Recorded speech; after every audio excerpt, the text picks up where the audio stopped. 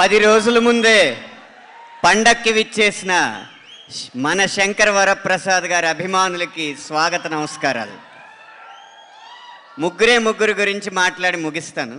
మొదటి వ్యక్తి, సినిమా విడుదలకు ముందే పాట 35 మిలియన్లు దాటి 45 మిలియన్లకి దూసుకుపోవడానికి కారణమైన సంగీత దర్శకుడు భీమ్ సిస్రోలియో గారు.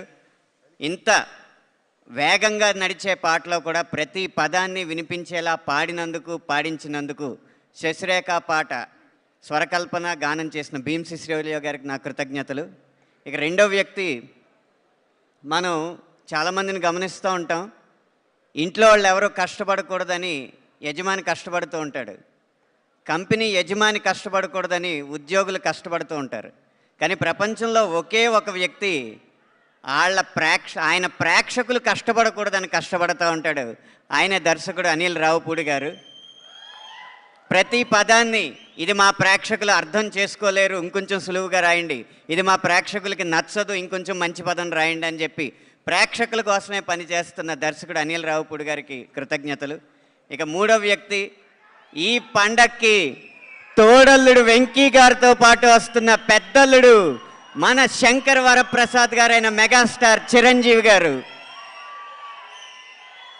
మీకు ఒక చిన్న వ్యక్తిగతమైన విషయం మీతో పంచుకోవాలి.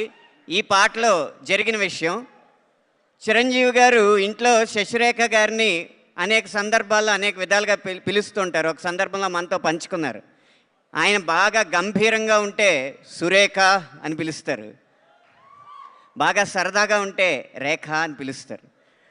99% సరదాగానే ఉంటారు. కాబట్టి ఈ పాటలో ఆ రేఖ అన్న పదం ఎలా పెట్టాలని ఆలోచించి ఒక చోట అది దొరికినప్పుడు యురేఖ అని నాకు నేనే సంతోషపడి, యురేఖ నువ్వు కేక భలే బాగుంది రేఖ అని పెట్టి ఈ సినిమా విడుదల సందర్భంలోనే కాదు, విజయవంతమైన సందర్భంలోనే కాదు, కలకాలం ఈ పాట వాళ్ళ ఇంట్లో పాడుకోవాలని చెప్పి ఈ పాట రాయడం జరిగింది.